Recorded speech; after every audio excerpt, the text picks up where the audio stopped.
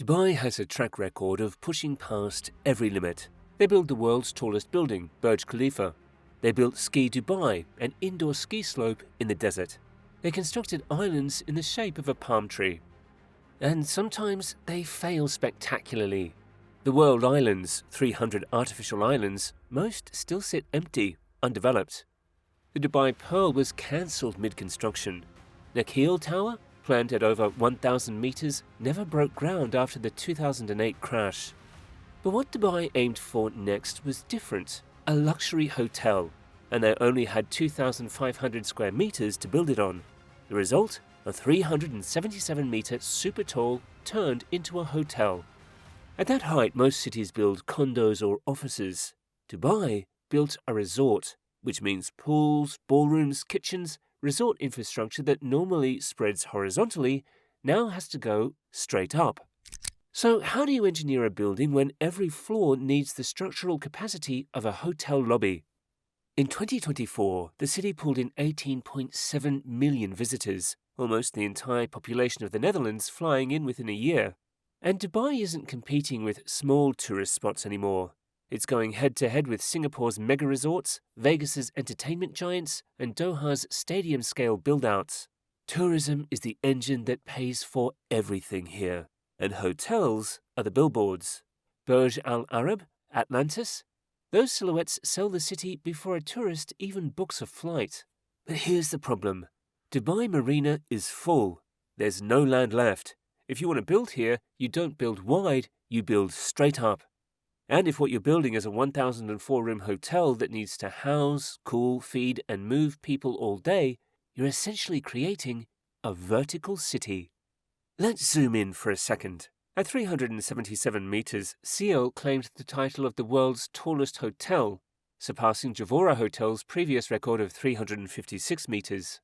Dubai Marina is a man-made canal city wrapped in one of the densest clusters of supertalls on Earth, like a slice of Manhattan dropped into the Gulf.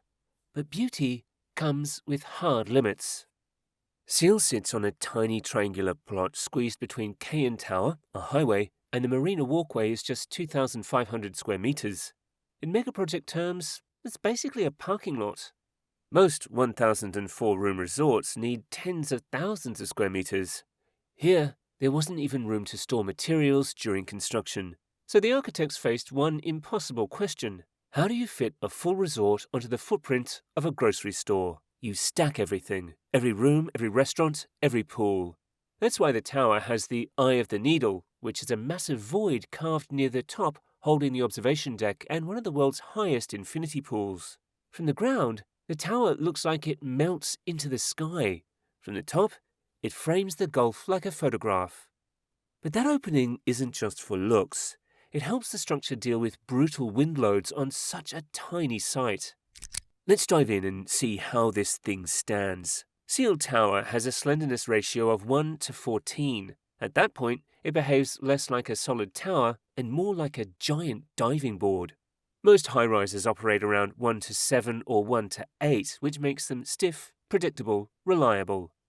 Seal is almost double that. Naturally, it wants to bend, to sway. And sway here is the enemy. So engineers had to lock it down. They started with a massive reinforced concrete core, which was the building's backbone. Elevators, stairwells, utilities, everything runs through it. It fights the wind head-on. But a tower this thin can't rely on the core alone. That's where the outrigger trusses come in. Think of them as massive structural arms tying the core to the outer columns. When wind pushes the building, the outriggers force the whole width of the tower to resist, just like giving a tightrope walker long balancing poles. Then there's the foundation. Dubai Marina isn't solid bedrock, it's reclaimed sand. To hold up 377 meters, engineers drilled 40 to 50 meter deep piles. On top, a thick concrete raft ties them all together, spreading the enormous weight evenly. Even the concrete mix is engineered. Too much Portland cement and the raft overheats and cracks, so they substitute fly ash and slag to control the temperature, a must in 45 degrees Celsius plus desert heat. And remember, an 82-story hotel is a vertical machine. Every pipe, cable and duct has to climb the entire height. Seal isn't just tall, it's a skyscraper engineered to behave like it isn't allowed to move. Alright, now let's take everything we've talked about and build the thing. When you break a project like this down, a skyscraper has 3 big phases. Let's walk through each one. First, the ground game. This plot has almost no storage space, so the contractor ran the entire project the way an airport runs a runway, just-in-time deliveries, down to the minute. A truck would only arrive when the crane was ready to lift. If the crane wasn't ready, the truck didn't come. Simple. Next, the vertical battle. As the tower grew taller, the hardest part was simply getting people and materials to the active floor. To solve it, the concrete core climbed using self-climbing formwork, hydraulic jacks that pushed the formwork upward floor by floor. Faster, safer, and less likely to be shut down when the marina winds got aggressive. Then comes the facade. Seal's exterior had to look smooth and fluid, but glass is manufactured flat. If they installed it flat, the tower would look broken into polygons. So the team went with cold bending, glass delivered flat, then gently coerced into the curved frame during installation. It's as delicate as it sounds. Parametric modeling guided the entire process. 82% of the panels needed tiny bends under 10 millimeters. 18% needed heavier bending.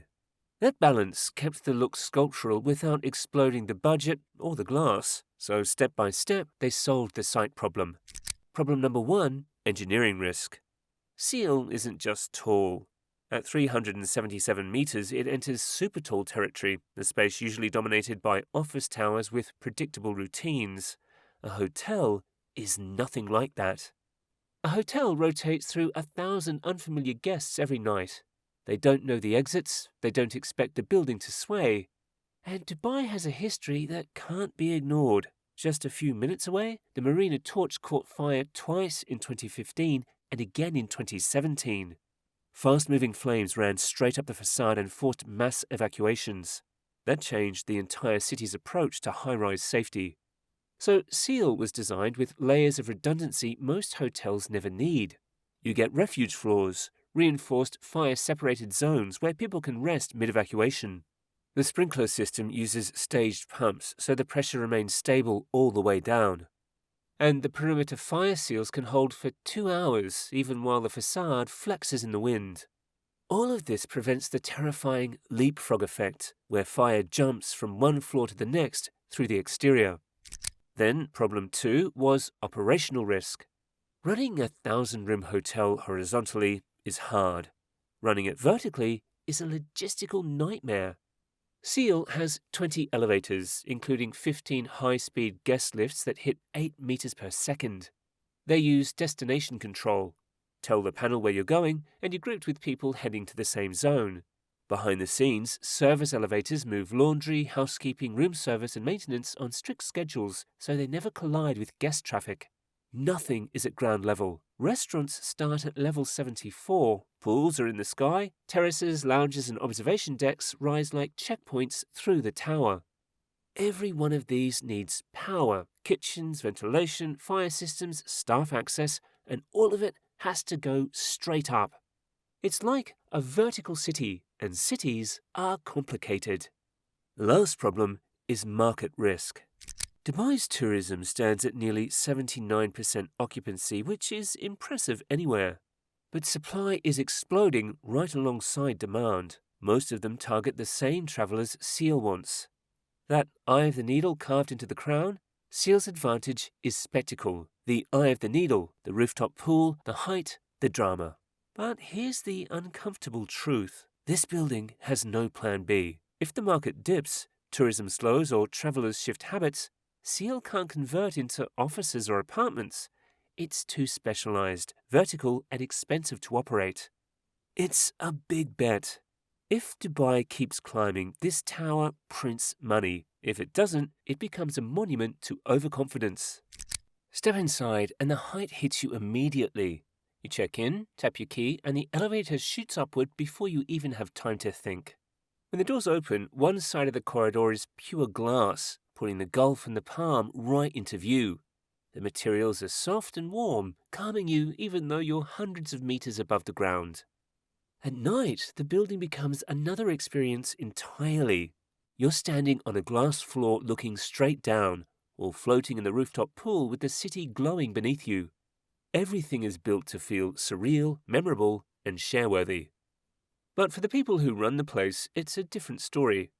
Housekeeping and staff move on tight schedules using service elevators and hidden corridors. The tower is always shifting with wind and temperature, and a full team works around the clock to keep it stable and running. And for the marina community, the impact is a mix of good and bad. Another landmark, more energy, but also more traffic, more shadows, and stronger winds at street level. Tall towers create space, but they also concentrate the effects right below them. So what does Seal Tower mean? On one level, it's a technical achievement, but on another level, it's a signal that Dubai is doubling down on tourism. And it signals a risk, because this model only works if demand keeps climbing, if tourists keep coming, if the spectacle stays fresh. But if the gamble pays off, Seal becomes more than a hotel. It becomes a new way to build hospitality in cities where land has run out and the only direction left is vertical. As it heads towards its 2025 opening, the tower stands as proof of one stubborn idea. When you can't build outward, you innovate upward, even if it means threading a skyscraper through one of the tightest plots in the city. What's your take on this? Tell me in the comments, and if you enjoy MegaBuild stories, make sure to subscribe for more. Thank you for watching.